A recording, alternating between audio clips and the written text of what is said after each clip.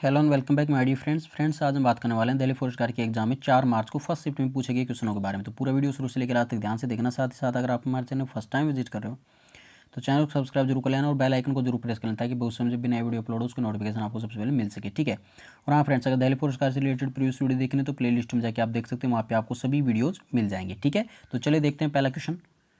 देखिए यहाँ पे पहला क्वेश्चन आपसे पूछा गया था कि शीश महल किसने बनवाया था। तो ये राजा मान सिंह ने बनवाया था। ये कहाँ पे स्थित है? ये जयपुर के आमेर फोर्ट में स्थित है। ठीक है। और हाँ फ्रेंड्स, एक और चीज़ आपको याद रखनी है कि जो शीश महल है इसका निर्माण 1623 ईस्वी में करवाया था। ठीक है। और इसमें जो शीशे लगे हुए हैं उनको बेल्जियम से मंगवाया गया था। ये सभी चीज़ें इसलिए याद रखनी है क्योंकि इसी अब देखिए यहाँ पे शीश महल अगर आपसे पूछ लिया है तो इसके आसपास की चीज़ें आपसे पूछी जाएगी। ये कब बनवाया गया, कहाँ से इसमें शीशे लगवाए गए। ठीक है, ये सभी चीज़ें आपसे पूछी जाएगी। इसकी वजह से इसको पूरा डिटेल से आपको बताया गया है। ठीक है। नेक्स्ट क्वेश्चन आपसे पूछा गया था कि पंचायत राज किस भाग में है। तो पंचायत राज संविधान के 9वें भाग में जोड़ा गया है। ठीक है। और ये कौन सा संविधान संशोधन अधिनियम था? ये 73वां संविधान संशोधन अधिनियम 1992 में था। ये भी आपको याद रखना है। अनुच्छेद कौन सा है? ये 243 है। ठीक है। अनुसूची कौन सी है? 11वीं है। और विषय कितने हैं टोटल? इसके अंदर 29 विषय हैं। ठीक है। जो इसके अंदर जो पंचायतों के विषय हैं वो टोटल 29 है। ये भी आपको याद रखना है। एक क्वेश्चन आपसे पूछा गया था कि व्यापार से संबंधित संविधान संशोधन कब हुआ। तो व्यापार से संबंधित ट्रेड से रिलेटेड कोई अमेंडमेंट आपसे पूछा गया था। तो ये कौन सा था? 46वां संशोधन अधिनियम था जो कि 1982 में ये हुआ था। ठीक है। और आपको ये भी याद रखना है कौन से अनुच्छेद में? ये अनुच्छेद 269 में है। ठीक है, ये भी आपको याद रखना है। और इसके अंदर क्या होता है? अंतर्राज्यीय व्यापार और वाणिज्य के दौरान भेजे जाने वाले सामान पर लगाया गया कर राज्यों को सौंप दिया जाता है। ठीक है, ये इसका मकसद था। नेक्स्ट क्वेश्चन देखते हैं, क्वेश्चन नंबर 4। देखिए यहाँ पे साबरमती नदी कहाँ से निकलती है? आपसे क्वेश्चन पूछा गया था। साबरमती नदी भारत की एक प्रमुख नदी है और इस नदी का उद्गम राजस्थान के उदयपुर जिले में झाड़ोल की पहाड़ियाँ, कहाँ पे? झाड़ोल की पहाड़ियाँ, राजस्थान के उदयपुर जिले में झाड़ोल की पहाड़ियों से निकलती है। ठीक है, जो कि जो अरावली पर्वतमाला है वहाँ पर स्थित है। ठीक है। नेक्स्ट क्वेश्चन है फ्रेंड्स, यहाँ पे क्वेश्चन नंबर 5 आपसे पूछा गया था कि भांकड़ा नांगल बांध किस नदी पर बना हुआ था। ये भांकड़ा नांगल बांध सतलुज नदी पर बना हुआ है। ठीक है, ये दो बांधों भांकड़ा और नांगल बांधों से मिलकर बना है। ठीक है, जो भांकड़ा बांध है वो नांगल बांध से 13 किलोमीटर दूर है मतलब कि ना। और जो इस बांध का निर्माण हुआ था वो कब हुआ था? 1946 में शुरू हुआ था। 1948 में बांध बनना शुरू हो गया। 17 नवंबर 1955 को तत्कालिक प्रधानमंत्री जवाहरलाल नेहरू की उपस्थिति में कंक्रीट के द्वारा बांध का निर्माण चालू किया गया। ठीक है। और निर्माण अमेरिकी बांध निर्माता हार्वे स्लोकेम के निर्देशन में, जो इंजीनियर था वो कौन था? हार्वे स्लोकेम। ठीक है, ये भी आपको याद रखना है। जो बांध को निर्माण किया था वो कौन था? हार्वे स्लोकेम। और कब कंप्लीट हुआ था? अक्टूबर 1963 को ये पूर्ण हुआ था। ये भी आपको याद रखना है। नेक्स्ट क्वेश्चन आपसे पूछा गया था कुछ इस प्रकार का था, ये पता नहीं करेक्ट कैसे था ये क्वेश्चन। देखिए, कॉस्ट ऑफ प्रोडक्शन पर किसका असर नहीं पड़ता है? कुछ इस प्रकार से कोई क्वेश्चन था। ठीक है, तो यहाँ पे देखिए उत्पादन लागत पर असर पड़ता है, वो चीज़ें हम देखते हैं। किसका असर नहीं पड़ता ये तो ऑप्शन के अकॉर्डिंग पता चलेगा। ठीक है, तो किसका असर पड़ता है वो मैं आपको बता देता हूँ। देखिए, मजदूरी का खर्चा होता है, उसका असर पड़ता है। कर का असर पड़ता है, मतलब जो टैक्स होता है उसका। ठीक है, ब्याज की जो दर होती है उसका भी असर पड़ता है। विनिमय की जो दर होती है उसका भी असर पड़ता है। श्रम उत्पादकता, इसका भी असर पड़ता है। मतलब इन सभी का असर पड़ता है। इसके अलावा जो भी ऑप्शन में था वो उसका असर नहीं पड़ता है इस पर। ठीक है।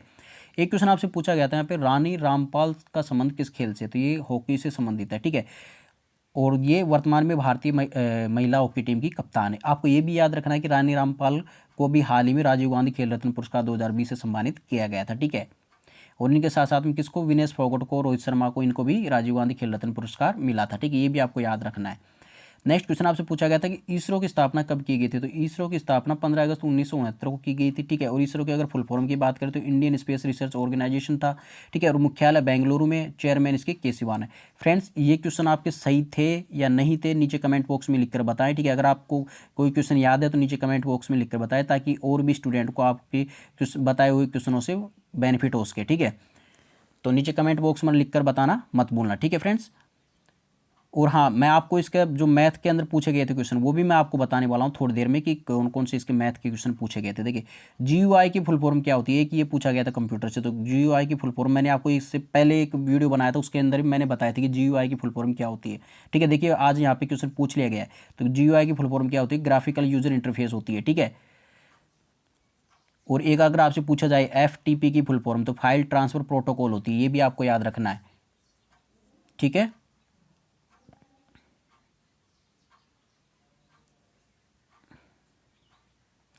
देखिए एक क्वेश्चन आपसे पूछा गया था कि हेडक्वार्टर, कोई हेडक्वार्टर था, मतलब नेशनल ऑर्गेनाइजेशन का, जो इंडियन नेशनल ऑर्गेनाइजेशन है, इनके कोई हेडक्वार्टर था, ठीक है। तो वो आपसे पूछा गया था, मुझे पता नहीं कौन सा पूछा गया था, स्टूडेंट ने क्लियरली बताया नहीं कि कौन सा था, ठीक है। तो यहाँ पे आपको मैं क्या करता हूँ कि पूरे जितने भी हेडक्वार्टर है इंपॉर्टेंट, ठीक है, उनको मैं आपको एक बार करवा ही देता हूँ, ठीक है। देखिए रिजर्व बैंक ऑफ इंडिया कब स्थापना हुई थी इसकी? 1 अप्रैल 1935 को। हेडक्वार्टर कहाँ है? मुंबई में, ठीक है। नेक्स्ट आपका नेशनल हाउसिंग बैंक, इसकी कब स्थापना हुई थी? 9 जुलाई 1988 को हुई थी। हेडक्वार्टर नई दिल्ली। एक पूछा गया था आपसे लाइफ इंश्योरेंस, जो life insurance corporation of India है, LIC, इसकी स्थापना 1956 में, हेडक्वार्टर मुंबई, ठीक है। एक क्वेश्चन आपसे पूछा गया था इंडियन केमिकल काउंसिल, मतलब ICC का, इसका जो स्थापना हुई थी 1938 में हुई थी, हेडक्वार्टर मुंबई में। ये सभी क्वेश्चन आपके नेक्स्ट शिफ्ट में पूछे जा सकते हैं फ्रेंड, तो आपको ध्यान से देखना है, ठीक है। एक क्वेश्चन आप देखिए यहाँ पे इस प्रकार से पूछा जा सकता है कि board of control for cricket in India, BCCI की स्थापना कब हुई थी? तो 1928 में हुई थी, और एक हेडक्वार्टर इसका मुंबई में है, ठीक है। एक छठा है यहाँ पे bureau of Indian standard, BIS की स्थापना कब हुई थी? ये 1938 में हुई थी, हेडक्वार्टर नई दिल्ली में, ठीक है। एक ये भी पूछा जा सकता है कि telecom regulatory authority of India, TRAI, try, इसकी फुल फॉर्म पूछी जा सकती है। फुल फॉर्म भी आपको याद रखनी है, स्थापना वर्ष भी याद रखना है, और जो इसका मुख्यालय है वो कहाँ पे, वो भी आपको याद रखना। देखिए 20 फरवरी 1997 को इसकी स्थापना हुई थी, और हेडक्वार्टर कहाँ पे इसका? न्यू दिल्ली में, मतलब इसका मुख्यालय, ठीक है। एक ये तो आपसे पहले पूछा गया था शायद एक दिन, है ना, सेबी का, securities and exchange board of India, इसकी स्थापना 12 अप्रैल 1992 में हुई थी, हेडक्वार्टर कहाँ पे इसका? मुंबई में। ये आपसे पूछा जा चुका है, ठीक है। एक यहाँ पे ये पूछा जा सकता है small industries development bank of India, SIDBI, की स्थापना कब हुई थी? 2 अप्रैल 1990 को हुई थी। जो इसका हेडक्वार्टर है वो कहाँ पे? लखनऊ में है। 10वां है आपका यहाँ पे सेंट्रल स्टैटिस्टिकल ऑर्गेनाइजेशन, CSO की स्थापना 1951 में हुई थी, हेडक्वार्टर कहाँ पे इसका? नई दिल्ली में, ठीक है। एक था आपका यहाँ पे 11वां, देखिए central population control board, CPCB की स्थापना कब हुई थी? तो यहाँ पे 1974 में हुई थी, और हेडक्वार्टर यहाँ पे न्यू दिल्ली में, ठीक है। एक आपका यहाँ पे Indian stainless steel development association, ISSDA की स्थापना 1989 में, ठीक है, और यहाँ पे हेडक्वार्टर इसका हरियाणा में। ये भी ध्यान में रखना है, ठीक है। एक पूछा जा सकता है आपसे central board of film certification, मतलब CBFC की स्थापना 1951 में, हेडक्वार्टर मुंबई में, ठीक है। एक है यहाँ पे geological survey of India, GSI की स्थापना 1851 में, हेडक्वार्टर इसका कोलकाता में। 1851 में हुई थी, और हेडक्वार्टर कोलकाता में, ध्यान में रखना इसको। एक है council of scientific and industrial research, CSIR, 1942 में इसकी स्थापना हुई थी, और कहाँ पे इसका हेडक्वार्टर? नई दिल्ली में, ठीक है। एक आपसे पूछा जा सकता है national association of software and service companies, NASSC की स्थापना 1 अप्रैल 1988 को, और हेडक्वार्टर नोएडा में, ठीक है। एक आपसे पूछा जा सकता है industrial credit and investment corporation of India, ICICI, की स्थापना जून 1984 को, 1994 को, और हेडक्वार्टर यहाँ पे मुंबई में है, ठीक है। एक आपसे पूछा जा सकता है state bank of India, SBI का स्थापना वर्ष कब है? 1 जुलाई 1955, ठीक है, और इस हेडक्वार्टर कहाँ पे है इसका? मुंबई में है, ठीक है। ये भी आपको याद रखना है। एक आपसे पूछा जा सकता है unit trust of India, UTI, की स्थापना 1964 में हुई थी, और हेडक्वार्टर इसका मुंबई में है। एक आपसे पूछा जा सकता है यहाँ पे 20वां, देखिए housing and urban development corporation, HUDCEO, इसकी स्थापना 25 अप्रैल 1970 को, और हेडक्वार्टर न्यू दिल्ली में, ठीक है। एक आपसे पूछा जा सकता है यहाँ पे national bank for agriculture and rural development, NABARD की स्थापना 22 जुलाई 1982 को, और हेडक्वार्टर इसका मुंबई, ठीक है। एक आपसे पूछा जा सकता है यहाँ पे insurance regulatory and development authority, IRDAI, इसकी स्थापना 1999 में, हेडक्वार्टर इसका हैदराबाद में। एक आपसे ये पूछा जा सकता है नेशनल एल्यूमिनियम कंपनी, ठीक है, नालको की स्थापना 7 जनवरी 1981 को, 7 जनवरी 1981 को, और हेडक्वार्टर इसका भुवनेश्वर में है, ठीक है। एक आपसे क्वेश्चन ये पूछा जा सकता है national thermal power corporation limited, NTPC, की स्थापना 1975 में, हेडक्वार्टर इसका न्यू दिल्ली में, ठीक है।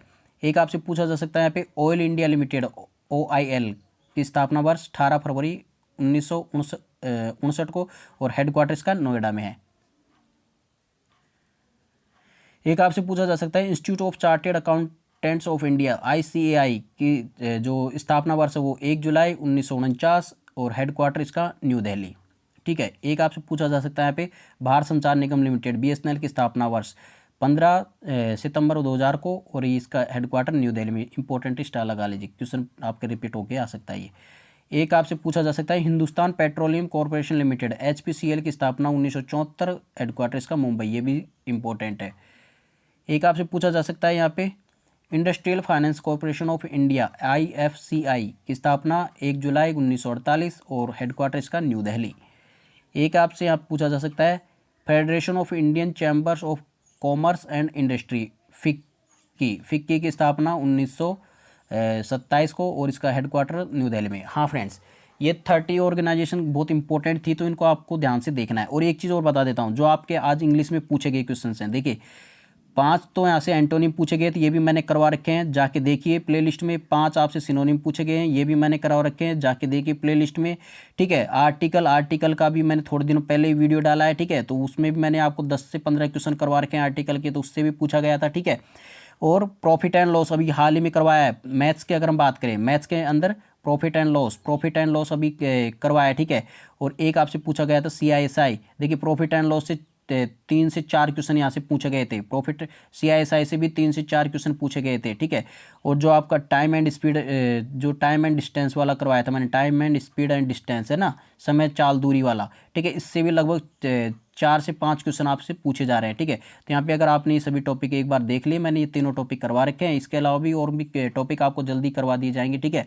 तो इन टॉपिकों में से अगर आपने डायरेक्टली देख लिए तो कोई दिक्कत नहीं आएगी किसी प्रकार की आपको। और हाँ फ्रेंड्स, एक वीडियो जरूर देखना जो मैंने आपको 10 क्वेश्चनों का वाला करवाया था ना, एक जो मैथ्स के इंपॉर्टेंट क्वेश्चंस वाला। ठीक है, मैथ्स के इंपॉर्टेंट क्वेश्चंस के नाम से एक टॉपिक करवाया था। ठीक है, उसके अंदर जाके देखिए, मैंने टोटल 10 क्वेश्चन करवाए थे आपको मैथ के। उन सभी को जाके देखिए, उनमें से बाहर एक भी क्वेश्चन नहीं जा रहा, बहुत ही शानदार क्वेश्चन थे। और उन सभी क्वेश्चनों को ध्यान से एक बार देख के जाना, क्योंकि उन क्वेश्चनों में मैंने पूरी मैथ के लगभग इंपॉर्टेंट सारे क्वेश्चन आपको बता दिए थे मैथ वाले। ठीक है, तो इन सभी क्वेश्चनों को आप जाके देखिए, वीडियोस को जाके देखिए, ताकि आपके एग्जाम में आपको किसी प्रकार की कोई प्रॉब्लम ना आए। ठीक है, तो चलिए फ्रेंड्स, आई होप सभी को आज की वीडियो पसंद आएगी। वीडियो पसंद आया तो उसको लाइक कमेंट और शेयर जरूर करना। चलिए, wish you good luck for next exams. मिलते हैं अगले वीडियो के साथ, तब तक take care and God bless you all. Bye.